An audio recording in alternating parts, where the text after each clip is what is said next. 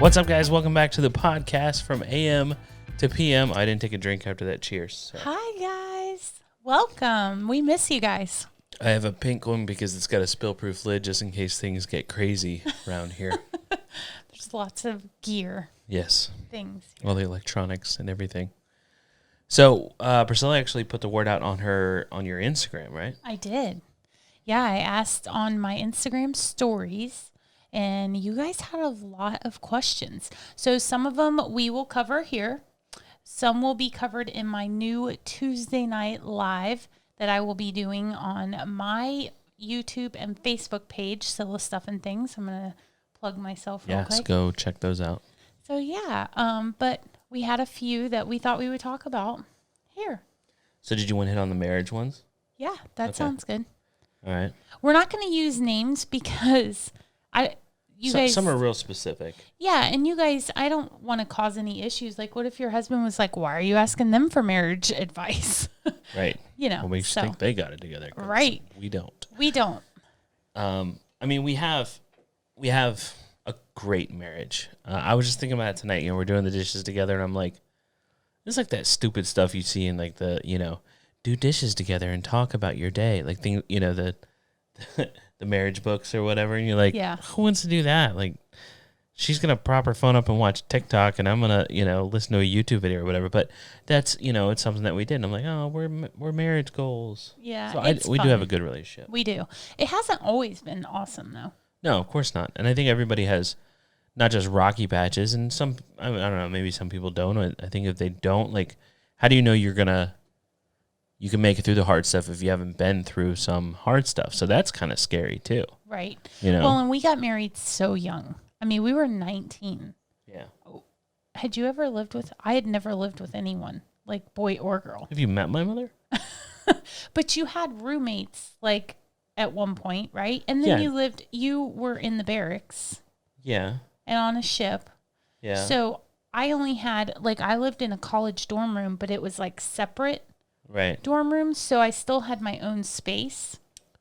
So I think that was a huge deal. And I'm an only child. So I was spoiled and I didn't have to share anything. See, I was always sharing my things. Yeah. So. And so it's hard.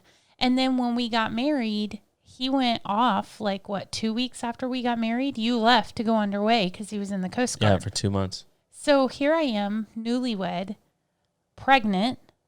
So we're doing the first year of marriage advice. I think question? so. Okay, yeah. Perfect. I like it. All right. So we got married in March. He left in April to go underway. He moved me to Virginia. I had never been to Virginia before. We had a townhouse that was on the water. It was beautiful. It was on the Fort Monroe Army base. Yeah. So $475 a month. Yeah, for we a really 2-story townhouse on the water. We lucked out with that. Yeah. But we had no furniture. We had nothing, guys. We were 19 years old. And so, like I said, we were broke because I think you were making like $22,000 a year then. Maybe. Yeah. Yeah. It was tough. We had a baby on the way and stuff. But I think like a lot of this is going to be because we had no idea what we were doing. No it's not idea. something I that remember we were prepared calling my for mom. at all. I'm like, I didn't know this is what marriage was going to be like. Yeah. I didn't know that that's what it was going to be like.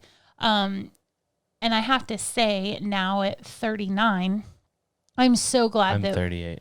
That we worked through our issues and we are where we're at now. Oh yeah.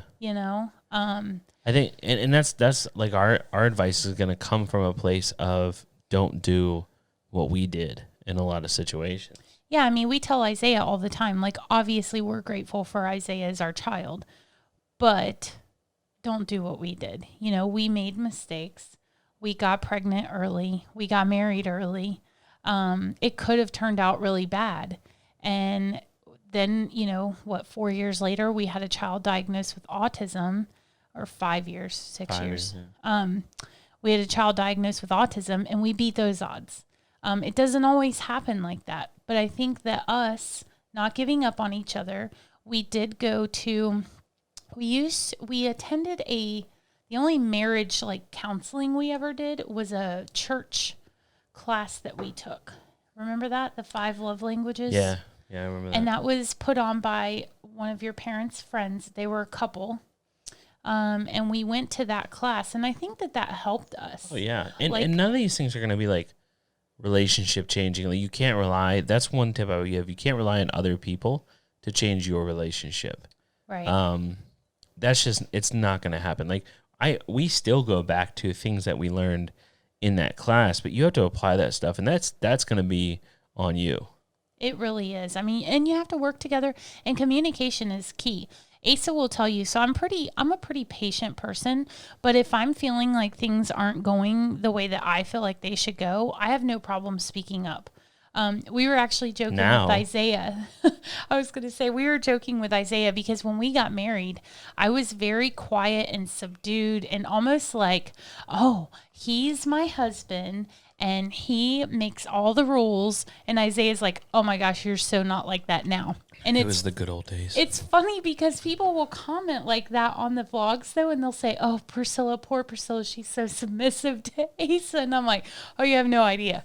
I have no problem speaking my mind. I am a very strong woman.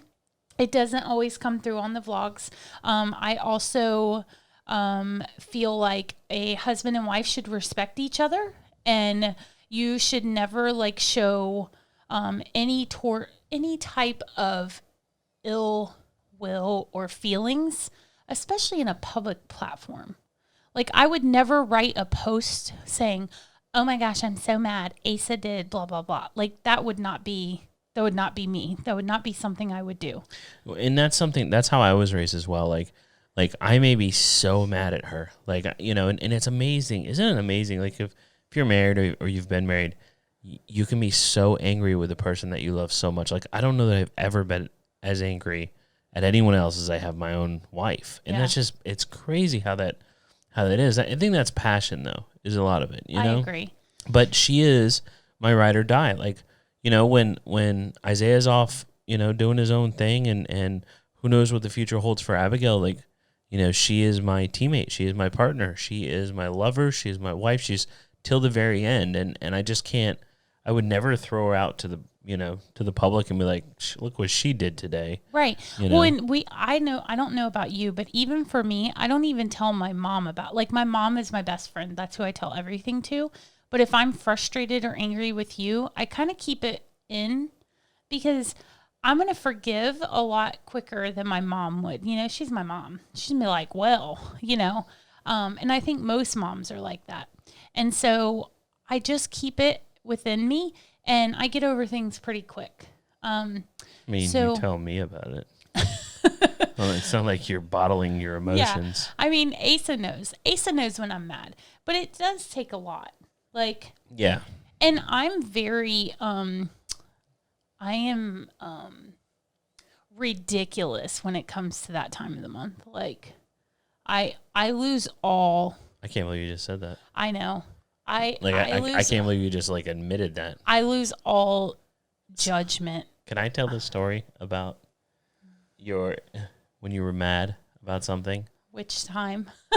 I mean, okay, so all right, so this is how the story went down. If you don't want me to tell it, I'll edit it out. But she says she was mad, furious about something, and either Isaiah and I were not involved in it. Like, it was not but it wasn't both of our faults. It was one of our faults, but I don't remember who.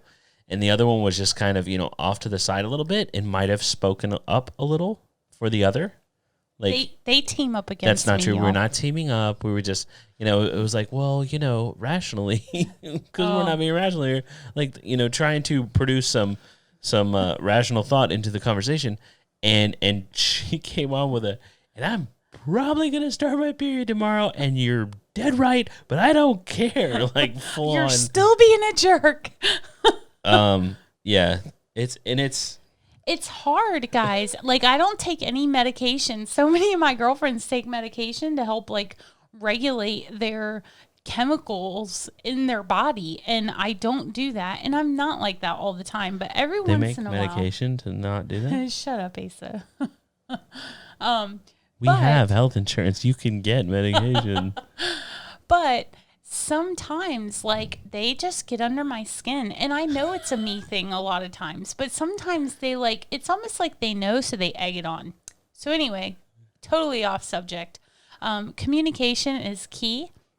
I feel like standing up and saying like, this is what's bothering me, but don't just say this is what's bothering me. Say this is what's bothering me, and this is how I feel we could fix this. I think that helps so much. Yeah, for sure. So I would say listening is the absolute most important thing you can do from probably from both point of views, but definitely from my point of view. And it's easier for me to speak on, being a husband because that's what I am. But listening is actually listening, hearing. Okay, so that's the key word here is hearing, not just listening, but hearing. And when if I hear her, she knows it. If I don't hear her, she knows it. That's going to be the most important thing. I can tell you, I don't remember one word that she said in her first year of marriage. I did not hear her. I was still a kid. I was still selfish and just, it was like, okay, we're married, so what does that mean? Does that mean we sleep in the same bed? You're going to make dinner.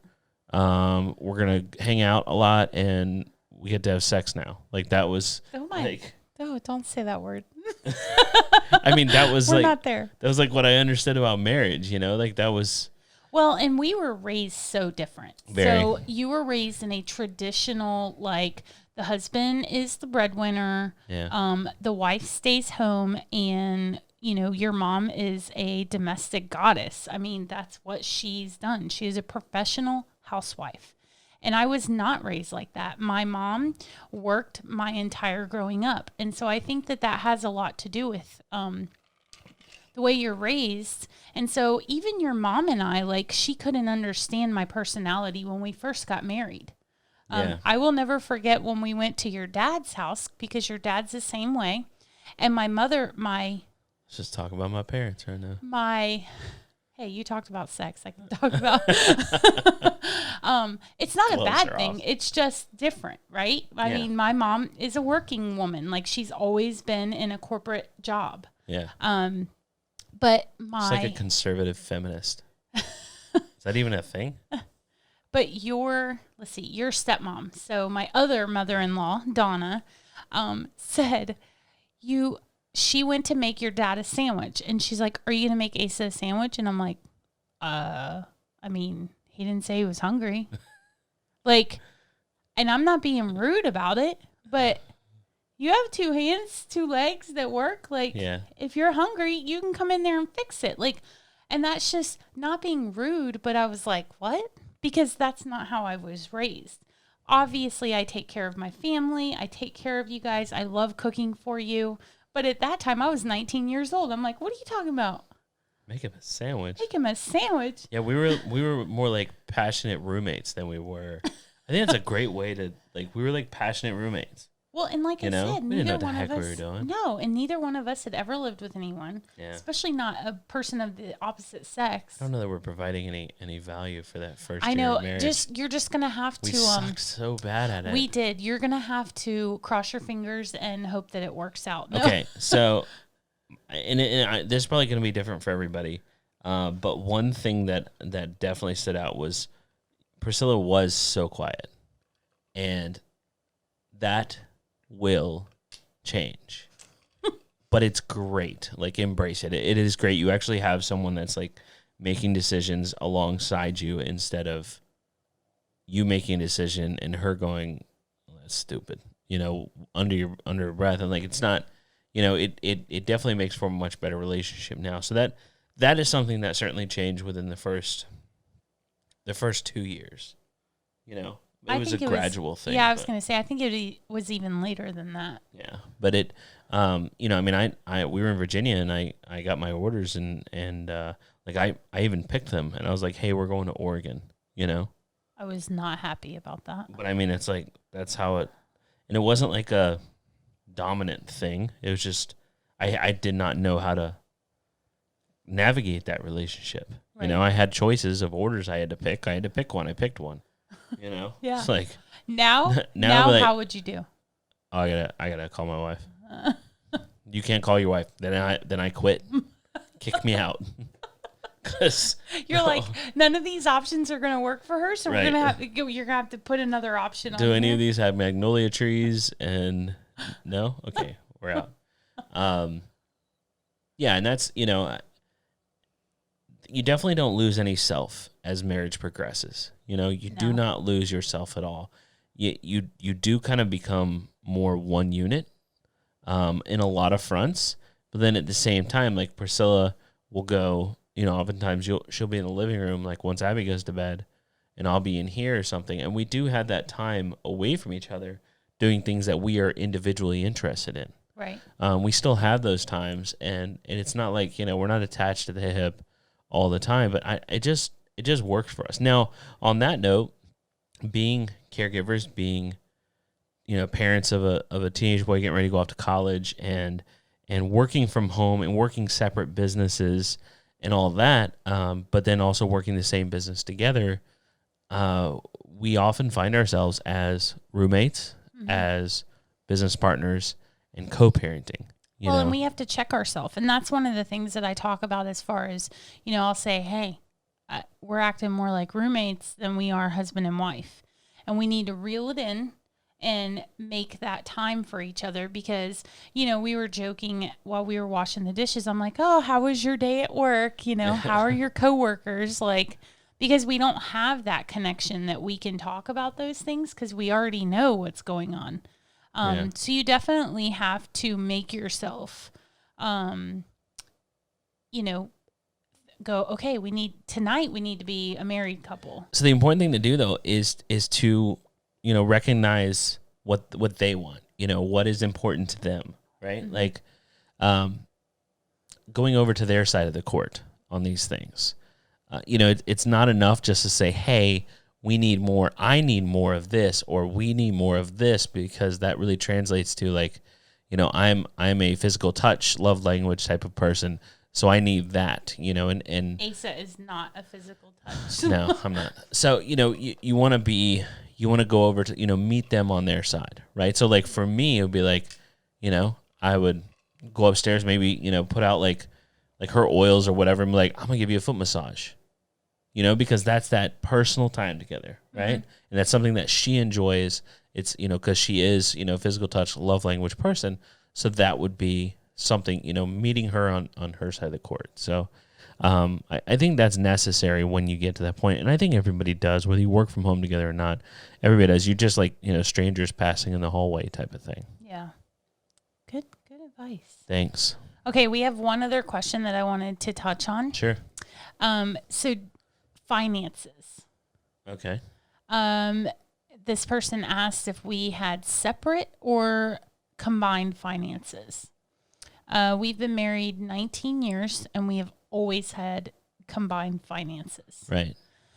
I don't even have like a private account or anything. I'm kind of boring when it comes to that. Oh, like a secret one? Yeah. Do you? No. Oh, okay. I mean, there's definitely stuff I try to hide from you. Like, Rude. Not like actively purchases. hide. I might not say anything about it. Like purchases, I just hope it kind of slides. Yeah. Yeah. Yeah. Asa is try to slide by you, Asa is the spender in our family. Not because you would ever say no. Well, that's not true. You've said no before.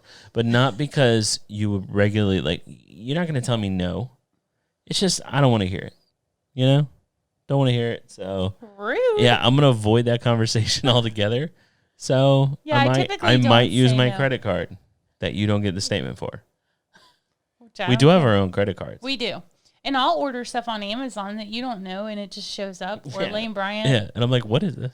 Yeah. But we've also never really given each other a hard time about it. You've talked me out of things before, and I'm like, yeah, you know what? That's stupid. We don't. Well, and the other thing is, we don't overindulge. Yeah. Like, we stay within our means. Yeah. So it's not like an issue. I could see if it were like an issue of some. Like, I say he's the spender just because he spends more, but it's not like it's an obscene amount. Right. And the things I spend money on, we can write off because it's business related. I mean, because that's what my interest is. Right. Yeah. That's his excuse anyway. He's always like, oh. Now I heard that some of my clothes can be written off because, I make videos. So, Lane Bryant, watch out. Your girl's going on a shopping spree. Just no, kidding. and that's the thing. Like, and granted, like we're just fairly recently smart about our finances. Yeah, we were not at 19. I mean, it's hard to be smart about what you don't have, but I mean, we have gotten the right people in place and all that, and it's I've learned a lot about finances. Really took interest in it because of planning for Abigail's future, and that was super important to us. Now we have everything mapped out. As long as everything stays on track, she's good. She's good to go, and that has taught us a lot about it. But so that kind of automatically made us to where we don't live outside of our means, and that has a lot to do with it. Neither one of us, spend gratuitously. I mean, like our financial team says that all the time that they're impressed with what we do with our money. Yeah. So if they're saying that, then we must be good. Yeah, and that's that was something we knew we were not good at it. Right. So we wanted to bring people on that could help us with that. Just like hiring a lawyer to handle Abigail's trusts and Isaiah's being charged of the trust and his trust and all the money, the money in the future and taking care of her through adulthood, all that we have no idea what we're doing. That requires a significant legal degree and experience, and we have no idea what we're doing. So getting people in place to do that. But as far as personal, dividing up bank accounts, it's honestly not something I ever understood. I knew a lot of people that did it. But none of our parents do it. And we have 4 sets of parents between the 2 of us. Right. And none of them did it.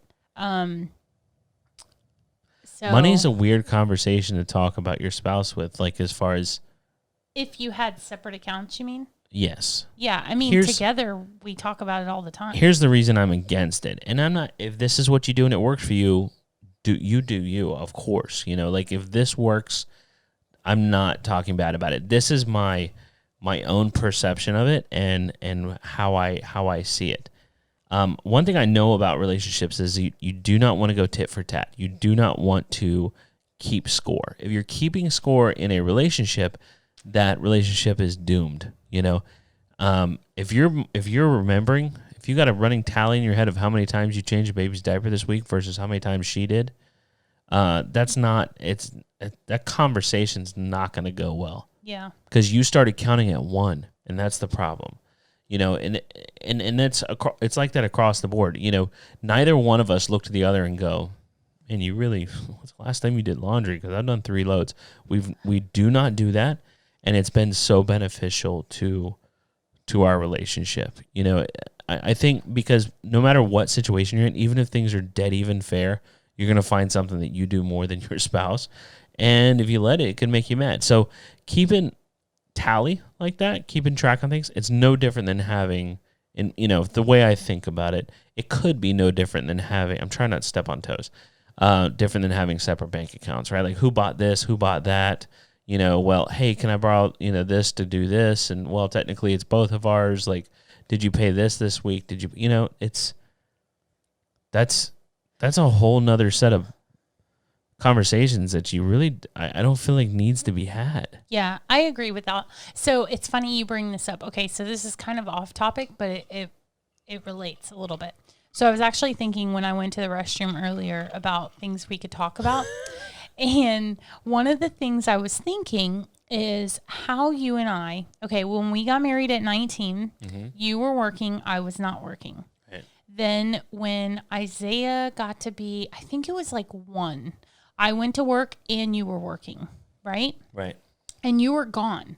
You were gone Isaiah's whole baby time, pretty much. You were underway. So that was me. I was a single mom pretty much of Isaiah full time. Then I did the single mom working while you were gone. And then you came back and, military families can tell you it's always hard to merge the spouse back into the family because you have your routine and now you're having to add this other person. Right. And you're like, okay, this is how we do things. Make sure you don't mess this flow up. Well, then I worked up until I had Abigail, right? While I was pregnant, I was working, you were working, we both were working. Then I obviously took off, we moved here. I was just thinking about all the times that then after that, I worked and you worked, and then I quit my job and I was a stay-at-home mom. And then we reversed roles, and Right. you stayed at home with the kids and I went to work. And then like it went back and forth for a long time. Then we owned our shop. And so I was kind of like the stay-at-home mom again because you were at the shop all the time. So it was pretty much on me. And now we're both at home. And so I think that's why you do a lot of hands-on with Abigail too, is because you felt like you missed out on things Yeah. when you were working all the time and I was the one doing things. Yeah. So now that she's older, like you kind of feel like, you know, if she were a typical 15-year-old, I wouldn't have to be doing hands-on things, right? Yeah. So we wouldn't need like a quote unquote break. But I feel like you think that you can help me by doing a lot of the hands-on things because I had done it for so long. Does that make sense? Yeah. Yeah, for So sure. I think that in a marriage, and obviously not everybody can like quit their job and then the husband stay home and then the wife go to work. But if your spouse maybe sees that you're getting that burnout, maybe if they could help with things, I think it's going to make for a better marriage because neither one of us ever let each other get burnout. Most of the day, you are with Abigail. While working. Most of the day. Yeah. You wake up before I do. You wake up with Abigail, and you're with her for the majority of the day. And we Her typically and I- don't film because we don't have bras on and our hair's They're running not around fixed. braless and all, you know. Abby's eating cereal, running around eating cereal, and hair all a mess, and Priscilla's not wearing a bra. It's chaos up in here. So yeah, I mean, and that's the thing. Like you spend so much time with Abby during the day. I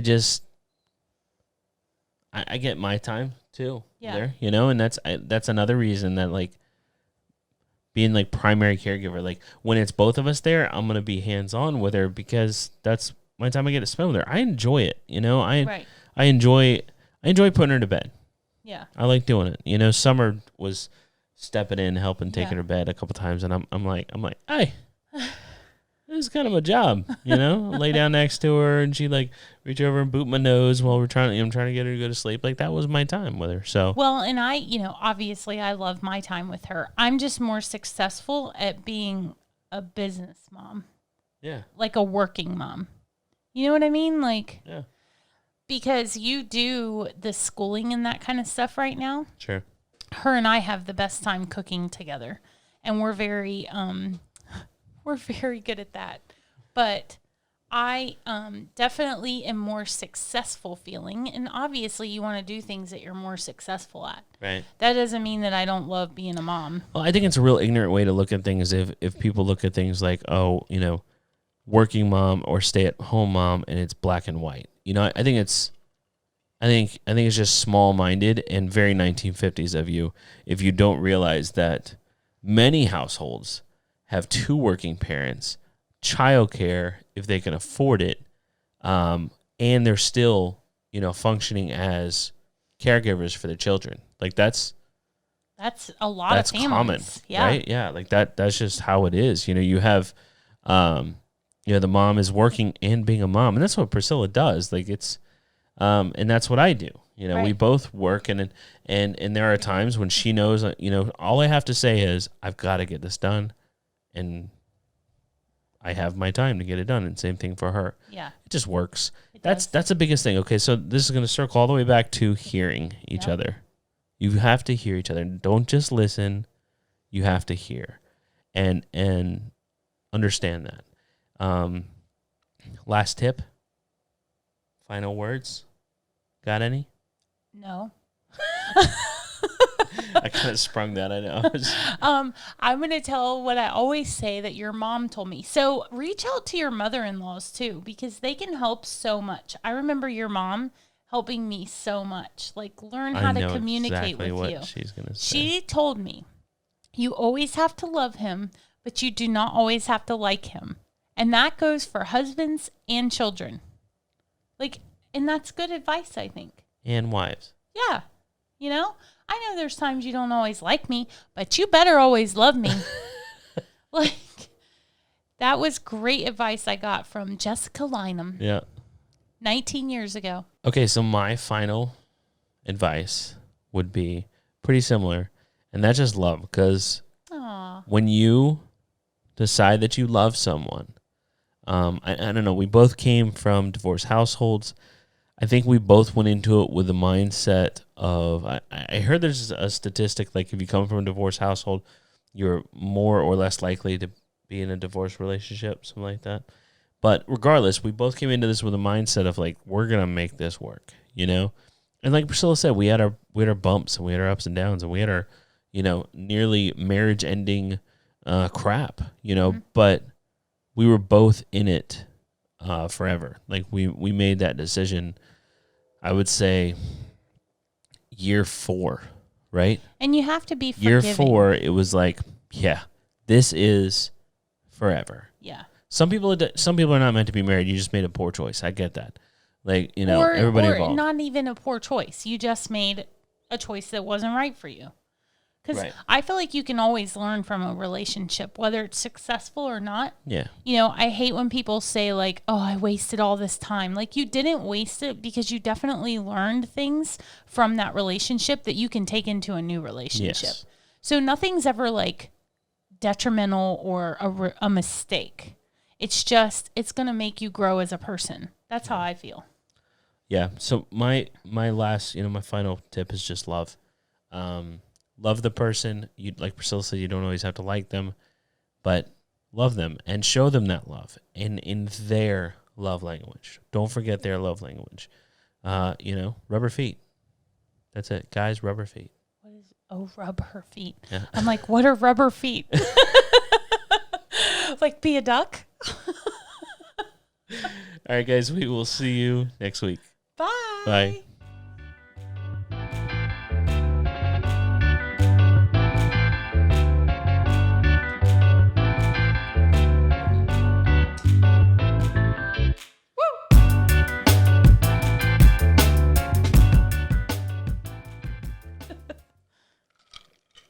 Rubber feet.